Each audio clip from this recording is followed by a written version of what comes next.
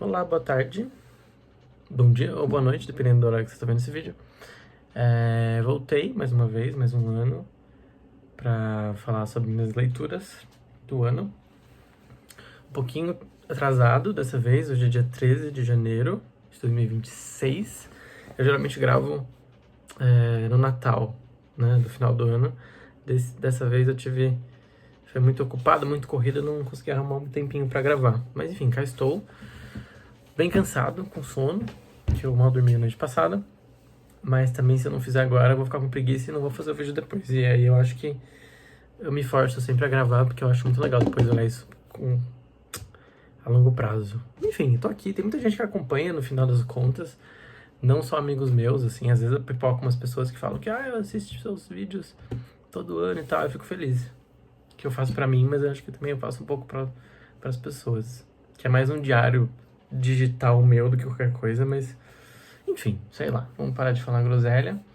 E, bom, foi um ano, 2025, que eu não li muito, comparado com outros anos. Eu li 21 livros, em 2024 eu li 50, então caiu muito pela metade. Foi um ano bem difícil, muitas coisas rolando, ao mesmo tempo nada rolando,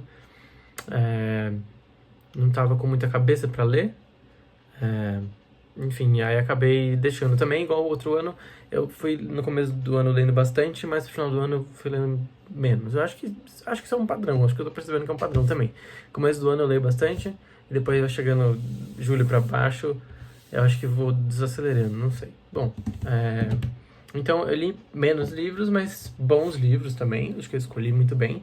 Eu sempre escolho muito bem, eu não acabo não lendo nenhum livro assim que eu me arrependo, ou que eu fale, tipo, que não valeu a pena e tal, porque acho que eu sei muito bem quais livros eu vou gostar e quais livros são bons. E aí os livros eu vou falar sem ordem, né, sem ordem de melhor para pior, ou qualquer coisa assim. Tem dois aqui que eu queria falar primeiro. Foram livros que eu li agora mais pro final do ano, setembro, que eu li numa viagem que eu fiz para Monteiro Lobato para escrever. E aí eu levei esses dois livros comigo na viagem e eu li os dois. Eu não sei se vai estar refletido no vídeo, pra mim tá refletido, mas eu não sei se vai ficar. Que é A Festa da Insignificância, do Kundera, e esse Juventude, do Coetzee. O Kundera, escritor famosíssimo francês, e o Coetzee, ele tá vivo ainda, é um escritor sul-africano. Ganhou Nobel e os caralho, muito bom. Já li outras coisas dele. E aí, esse do Coetzee me pegou bastante. Tudo que eu já li dele eu gosto muito. O Desonra é muito bom, a Espera dos Bárbaros. Tem o Verão aqui que eu comprei, que eu tô pra começar a ler. Inclusive aqui é a sequência desse, porque essa aqui é uma trilogia. É o primeiro livro de uma trilogia. É o segundo livro de uma trilogia autobiográfica. Que é, enfim, de um tempo onde não existia a palavra autoficção. Esse livro aqui é de 2001, bem. Não existia muito a autoficção, pelo menos não se dava esse nome, né? Mas é ficção, tem diálogos, enfim, conta uma história muito baseada, né, na juventude, tipo adolescência, mas assim, começo da vida adulta do próprio autor. Enfim, o nome dele é John mesmo, igual o John Coetzee. Então é meio que ele mesmo. E aí, por que me pegou muito? Além de ser muito bem escrito, porque ele é muito foda, daí isso eu já sabia. Quando eu peguei pra ler, eu falei, tipo, ok, vou gostar, porque o cara sabe escrever, é muito bom. Esse livro é muito...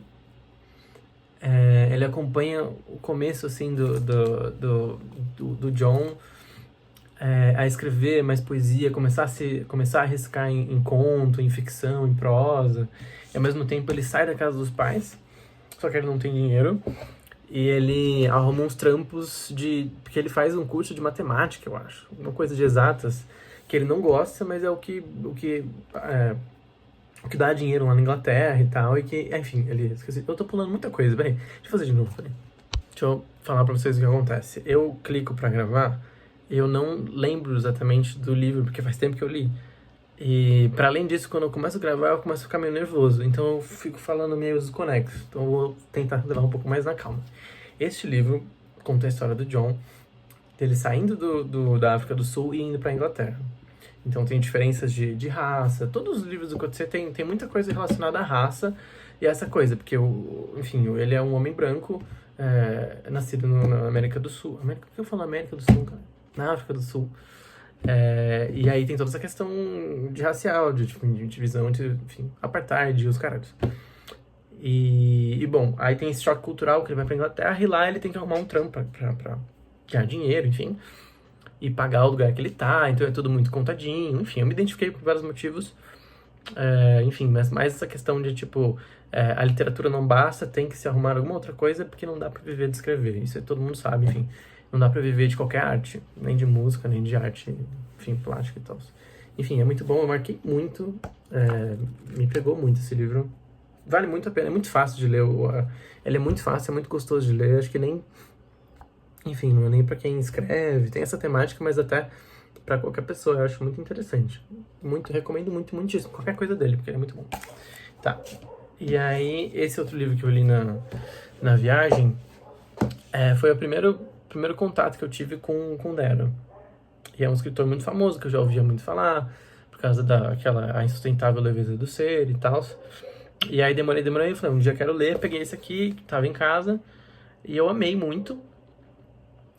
Fiquei, tipo, logo nas primeiras páginas eu pensei, tipo, nossa, tá, dá pra ver porque que ele é um autor muito célebre e tal, escreve muito bem, todos os parágrafos muito bem lapidados. Enfim, cada capítulo desse livro é um romance, mas cada capítulo desse livro poderia ser um conto, de tão bonito, de tão bem feito. Enfim, acompanha alguns personagens em terceira pessoa, passeando, assim, por Paris. E aí tem uma coisa que o narrador você não sabe quem é, assim, um narrador em terceira, vai te pegando, você vai tentando entender o que acontece, de vários pontos de vista diferentes, assim. Então vai passando, tem um cara ali que tá no museu, e de repente tem outro que tá ali no jardim, então você vai acompanhando toda a galera, que esse grupo, só que por perspectivas diferentes. É muito divertido. Ele é muito divertido, é engraçado, mas olha, enfim, vale muito a pena, muito, muito bom. Bom, e aí, próximo livro, vou deixar esses aqui. Bom, vou falar da Júlia agora. Júlia Barandier, uma escritora carioca, brilhante, com apenas 24 anos, eu acho. Maravilhosíssima, talentosíssima. O ano passado, o ano retrasado, no caso, eu falei sobre esses dois livros dela. Esse é o primeiro romance que ela escreveu, e essa é uma plaquete. O Bakken, acho que eu li o ano passado e eu falei mais sobre. Mas os dois são muito maravilhosos. Enfim, então eu vou apresentar um pouquinho desse livro que ela lançou o ano passado. Tá esquisito, porque eu sempre gravo esses vídeos falando, este ano eu li, este ano tal, este ano não sei. E agora, porque eu gravei em janeiro, eu tô meio esquizofrênico aqui. Mas enfim, ano passado ela lançou este livro, um segundo romance, e veio até lançar aqui em São Paulo, enfim. E é um romance curto, mas uma pedrada, termina assim bem forte, fiquei até meio mal, mandei até um áudio pra ela. Não gostei, no final, eu gostei, mas eu fiquei meio... Eu li ele num dia aqui que tava meio chuvoso, tava meio cinza, tava tudo meio apático, assim, então tava propício também, assim, a personagem vai se entrando numa angústia, você sente a angústia dela o livro inteiro, assim, é bem tenso, né? E, enfim, o livro a gente acompanha a história de um pintor do século XX, não sei, do século XIX, desculpa, que pintava pra realeza, pra corte, eu não lembro exatamente de onde ele é, não sei se é francês, agora eu não vou lembrar. E a Louise, que é uma pesquisadora agora nos dias atuais sobre o Claude. Então, tem lá a biografia dele, ela vai reconstruindo, e tem ela nos dias atuais, ela com pressão do mestrado em relação aos pais, em relação ao amigo dela. Então, vai indo nesse bate-bola, assim, e só que o legal que a Júlia faz é no meio do parágrafo, ela muda, assim. Então, se você ler de cara, você fica, nossa, isso aqui tá errado, ou ela fez, o que é isso? Não tá confuso, ou ela esqueceu de mudar. E aí você vai pegando, assim, que ela faz isso de propósito, pra ter essa mistura. Enfim, e do jeito que ela escreve, a Júlia escreve muito bem, e tem momentos ali onde tem uma questão mais experimental com a forma, onde ela escreve tudo corrido, onde ela mexe com pontuação, então ela tem esse direito, essa liberdade pra fazer, inclusive porque ela faz muito bem, e funciona pra caralho. Enfim, livro da Júlia, suspeitíssimo pra falar, porque eu amo a Júlia, mas enfim, está aí. Próximo livro, eu tento sempre, todo ano eu faço a mesma coisa, eu falo assim, não vou demorar gravando, porque pra ficar muito longo o vídeo, depois dá uma coisa pra editar. Então, eu tô tentando fazer corrida aqui. O Hipopótamo, do Chico Matoso. Foi uma baita surpresa, nem sabia que era Chico Matoso. Eu tava num evento de lançamento lá da Todavia, que eles fazem todo mês. E eles apresentam alguns livros que estão sendo publicados. Aí tava lá o Chico, falou um pouquinho do livro, a gente pegou, temos autógrafo. Cadê meu autógrafo? Tá aqui. Daí conheci um pouquinho o Chico, enfim, só de conversar rapidinho. E peguei o livro, como era curto e tal. Geralmente esses livros da Todavia, quando eu recebo, eu acabo não lendo, por preguiça, ou eu dou uma olhada e não acho tão interessante. Só que esse aqui eu achei de cara meio assim, vou ler. Eu comecei a ler e o primeiro capítulo me pegou muito. É da perspectiva de uma criança, na época da ditadura. E aí tem esse pano de fundo, assim, meio misterioso, essa coisa meio perigosa, esse ar de tensão, de a qualquer momento, né, alguma coisa pode acontecer. E no caso é depois da ditadura e essa coisa do fantasma, das pessoas, enfim, ainda lidando com os problemas que tiveram na década de 60 e tudo mais. E aí o que me pegou do Hipopótamo é a escrita do Chico, pra ser bem sincero, porque a história é muito, do ponto de vista de uma criança, ele escreve muito bem do ponto de vista de uma criança, e ao final ali é meio previsível, mas é interessante, prende, mas o que me pegou muito é a escrita dele, que eu achei, assim, nível Alan Poe, assim, nas ideias, assim, eu fiquei bem surpreso pra ser, assim, você dá uma alfinetada, mas livro nacional publicado hoje em dia que você pega, de qualquer editora, aí você vai ver, você se decepciona, assim, porque na maioria das vezes o livro, enfim, essa é uma pauta também que eu discorri muito sobre ano passado, que tem se publicado muitos livros que são panfletos identitários, assim, mais pelo tema em si, enfim, as pautas, ou o que o livro representa, ou sobre o que o livro trata, ou o livro aborda, sobre questões ambientais, questões raciais ou de gênero, e aí enfim, o texto mesmo em si fica meio de lado, e aí é publicado muito menos pelo texto. E dessa vez, eu falei, pô, o cara realmente tá escrevendo. Aí o cara ele sabe escrever, assim, aí não é só uma publicação desses livros baratos que são publicados hoje em dia. Enfim, me surpreendi demais. Eu coloquei pra falar porque precisava falar disso aqui, porque foi uma surpresa no geral, assim, de literatura brasileira pra mim. Então eu tô de olho muito no Chico pra qualquer coisa que ele vai publicar depois. Bom, aí, então, eu tenho livros que não vão aparecer aqui também, ou eu não tenho eles, ou, enfim, não tenho tanto a falar, eu sei que eu gostei muito. Por exemplo, eu vou puxar aqui, já que estamos falando disso, eu li esse livro aqui, eu ganhei de presente de aniversário do Inácio, um amigo meu, e aí li muito rápido, uma delícia esse livro.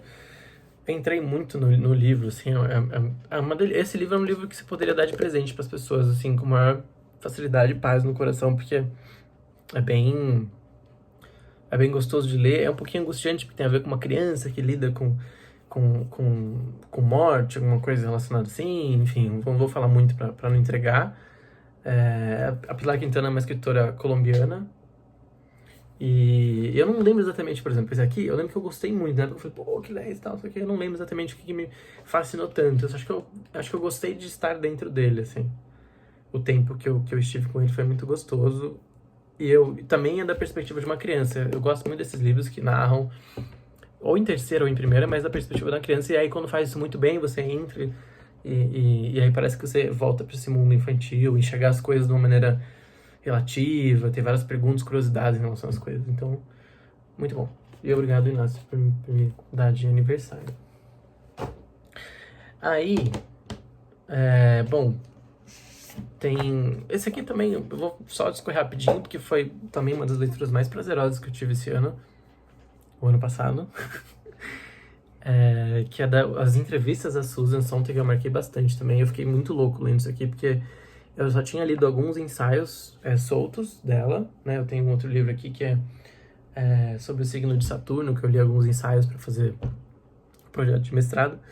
E aí eu queria muito ler essa entrevista, porque eu já vi uma galera fazendo bem. E eu achei sensacional, assim, o jeito que ela enxerga as coisas. Ela é muito brilhante, assim. Assim, tem tudo isso dela ser uma super intelectual e ela dá pitaco sobre todas as coisas, né? A cultura e a arte, a civilização e tudo, mas a própria visão dela em relação às coisas é muito bonita. Então, já disso já vale muito a pena. Eu lembro que me marcou muito nesse livro aqui foi a pauta dela em relação a gênero e escrita. Que aí pergunta pra ela, quando você escreve, você sente o seu corpo e tal. Ela fala que não, que a escrita é uma experiência assexuada. Que quando você escreve, não tem um corpo, né? Você se dissolve. Então não existe escrita feminina e escrita masculina, né? O que é uma baita discussão também, que dá pra se desenvolver, assim, o que seria a escrita feminina, que a galera pode classificar Clarice, Helena Ferrante, enfim, Virginia Woolf. Aspectos da escrita feminina. O que seria a escrita feminina, né? Enfim. Dá pra pensar bastante coisa a partir disso. É muito bom, vale muito a pena. Até pra quem, assim, qualquer pessoa. Muito bom. Incrível. Bom, aí eu li. Eu tô fazendo bem rápido, é speedrun esse ano. Eu li, como todo ano, eu tenho um contrato vitalício, que é ler um livro do Paul Auster por ano. E aí acho que vai durar bastante ano, porque ainda tem bastante livro pra ler. Dessa vez eu comprei esse livro. Eu tô com sono, gente, desculpa. Em inglês, porque eu comecei a ler mais inglês esse ano. Comecei a dar aula de inglês esse ano também. Eu vou soltar meio que flashes da minha vida pra vocês também. E aí eu comecei a ter mais familiaridade com o inglês e aí pensei, Paul Auster, né, por que eu vou ler traduzido, né? Dá pra ler no original. E tem esse que se chama Viagens no Scriptorium, o Travels in the Scriptorium.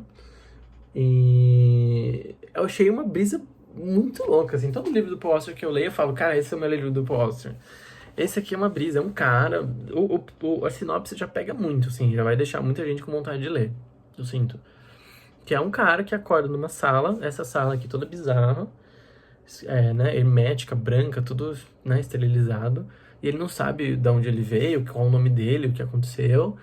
E aí ele encontra ali na mesa um livro contando uma história. E aí ele vai lendo o livro, tem pessoas que visitam ele pra dar comida, pra dar banho. É um senhor, né?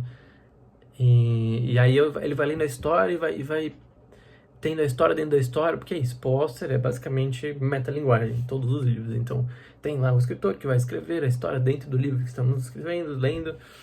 Aí esse aqui, o cara tá lendo, a gente começa a ler igual ele tá lendo o negócio. Enfim, é uma brisa muito louca, acho muito foda. Já me canso de falar do Paul Auster, acho, enfim, contador de história mais incrível que já viveu. Minha inspiração também pra escrever e tudo. Vale muito a pena. Esse aqui, acho que muitos livros, eu diria que dá pra começar a ler Paul Auster, assim, que são muito gostosos. Os livros do Paul Auster são uma viagem. Enfim, muito, muito bom. Tem uns plot twists, assim, uns livros assim. Bom, aí, tá acabando, hein? Tem outros, eu vou colocar na descrição, eu acho, do vídeo. Alguns outros livros que eu li, que eu não mencionei, porque eu não tenho aqui também. Tem o Solução de Dois Estados, do Michel Laube, que foi o primeiro livro que eu li no ano, que foi sensacional, muito bom, a G que me emprestou. E nunca tinha lido nada do Michel Laube, mas como não tá aqui o livro, nem pude nem reler, assim, e faz um ano exatamente que eu li, pouco ficou comigo. Eu sei que é um livro bem incômodo, que me pegou bastante, mas eu vou falar de outras coisas aqui que estão mais fáceis. Então, aí o que eu fiz esse ano? O ano passado, eu... Demora, né, gente, pra começar a falar esse ano passado, quando é janeiro, 10 de janeiro ainda, né? Você ainda fica nessa, assim, quando for fevereiro a gente começa a falar, esse ano não sei o que, né, pô, ainda não é tão passado o ano. Enfim, o ano passado eu comecei a ler Roberto Bolanho. Pra quem não sabe, Roberto Bolanho é um escritor chileno que faleceu em 2003 de insuficiência hepática, morreu precocemente e teve a sua obra publicada póstumamente, principalmente póstumamente, assim. Não póstumamente, na verdade ele recebeu o diagnóstico, ele sabia que ele ia morrer, ali no final dos anos 90, e aí ele pegou tudo que ele tinha escrito, assim, e ele começou a escrever compulsivamente muito rápido para publicar e deixar as obras, assim. Muito para ser lido, mas também para deixar grana para os herdeiros ali dele, para a família dele. E aí ele deixou obras póstumas, tem o 266 que também tá lá em cima, que é uma obra póstuma. Bom, enfim, é um escritor que eu tinha curiosidade faz muito tempo, ele é muito famoso, muito comentado, e nunca tinha lido. Daí peguei, e o primeiro livro que eu comprei na feira da USP foi O Espírito da Ficção Científica. Eu nunca tinha visto alguém falar sobre esse. É um livro também que saiu póstumamente. o título é bem interessante, me deixou curiosidade, peguei pra ler, eu li 2 páginas e falei, caralho, muito foda. E aí entrei, enfim, o ano passado eu entrei numa obsessão com o Bolani. Então fui assistir a vídeo, fui estudar, enfim, comecei a conversar do Bolani com várias pessoas e tal. Aí comprei esses 2 livros, eu quase terminei esse livro aqui também, que é o Detetives Selvagens. Tem outros que eu comprei ainda que eu vou ler, enfim, entrei numa febre e achei, assim, genial. A escrita dele eu achei muito parecida, é muito poética ao mesmo tempo, assim, me lembrou muito Caio Fernando umas horas. Eu amo Caio Fernando Abreu e toda a poesia que ele tem na prosa. E aí eu senti muito disso no Bolanho. Falei, pô, que o cara consegue ter uma coisa bonita ali também, assim. E um rigor teórico, um rigor com forma literária absurdo. O cara, assim, dá pra ver a diferença do que é trabalho e cabeça e gênio. O cara é gênio, enfim, gênio mesmo.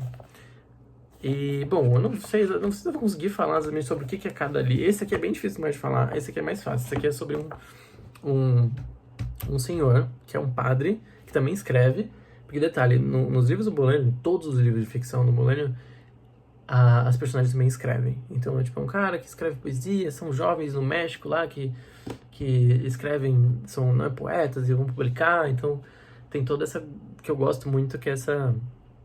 né, esse universo literário. Então, enfim, lá na cidade do México, dos anos 60, dos anos 80, tem na rua lá, e para um cara na rua tal, ele é poeta. Aí vai o outro lá, ele é jornalista. Né? Então, todo mundo escreve. Estão numa festa, de repente na festa tem a galera lendo poesia. Então, quer dizer, isso não é necessariamente legal, né?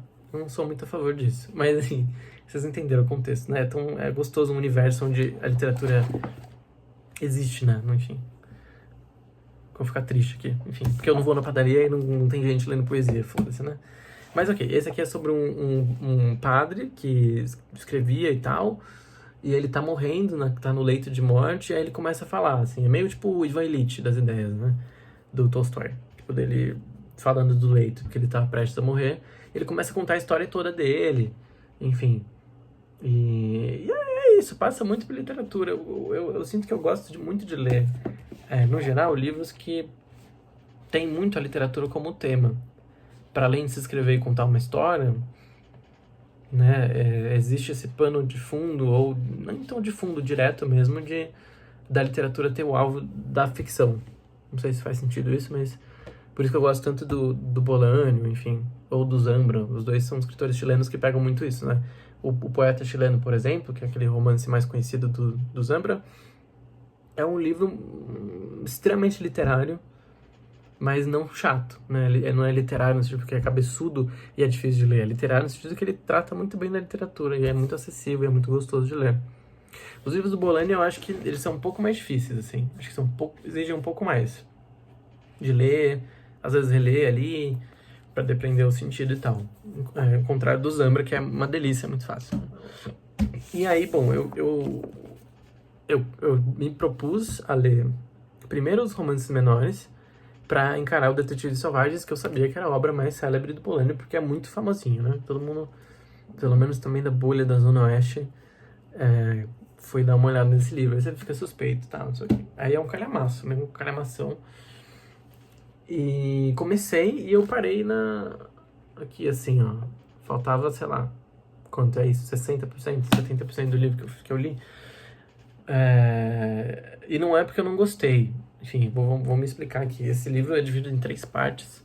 Ele acompanha 2 poetas que vão atrás de uma poetisa, poetisa, não sei, que desapareceu há muitos anos atrás e que ninguém sabe o paradeiro e que a obra é meio desconhecida, mas ela é uma poeta desse movimento X e ela some. E aí esses 2 jovens poetas, que é o Arthur e o Ulisses, eles vão atrás e vão, enfim, tem toda uma expedição deles em busca disso. Só que toda a beleza do livro a gente não acompanha os personagens, a gente acompanha o livro inteiro, as quase 600 páginas do livro, outros personagens falando deles, assim, pessoas que encontraram eles em algum ponto, amigos, né, ex-amantes, enfim, familiares, pessoas que tiveram contato com eles em devido momento ali, tal ano, então tem uma espécie, primeira parte do livro é diálogo ali, acompanhando ali narrado em terceira, ou em primeira, narrado em primeira, desculpa, por um personagem X ali,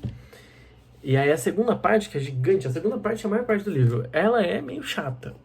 Ela é muito legal, mas ao mesmo tempo ela é meio chata. Por quê? Porque a gente acompanha vários personagens. Tem umas coisas assim, papo de 100 personagens, assim, esse livro.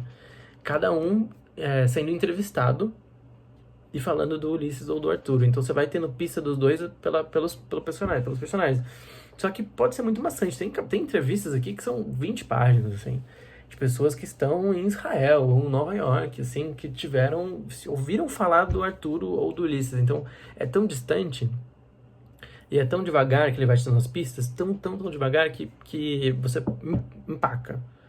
E aí eu cometi o erro de empacar e não botar tanto esforço, comecei a ler outras coisas no meio do caminho. Não dá pra ler outras coisas enquanto você lê esse livro. Eu geralmente faço isso, eu leio várias outras coisas ao mesmo tempo. Esse aqui exige que você sente e leia numa tacada. Senão acontece o que aconteceu comigo. Eu acho que vou terminá-lo. Eu tô lendo muito pouco ultimamente, muito pouco. E aí eu perdi o fôlego, mas eu preciso terminar, inclusive porque o livro é meio feito pro final. Porque tem um mistério. E aí eu não sei o que acontece. Bom, eu acho que foi. Não sei se faltou alguma coisa, provavelmente faltou. Vou colocar lá nos comentários a lista de outros livros que eu não falei. Mas é isso, foi rápido. Dessa vez eu tô sentindo que eu falei mais rápido, mas que bom também, porque eu tô cansado. Feliz Natal, né? Feliz Ano Novo atrasado, os dois. Boas festas, né? Mas já foi as festas. Então, um bom ano pra vocês, um bom volta de trabalho, né? 13 de janeiro, a maioria das pessoas já voltaram a trabalhar. E eu vejo vocês no ano que vem. No caso, este ano ainda, se eu gravar no Natal. Porque agora eu fiz né? Bom, enfim, vocês entenderam. Beijos.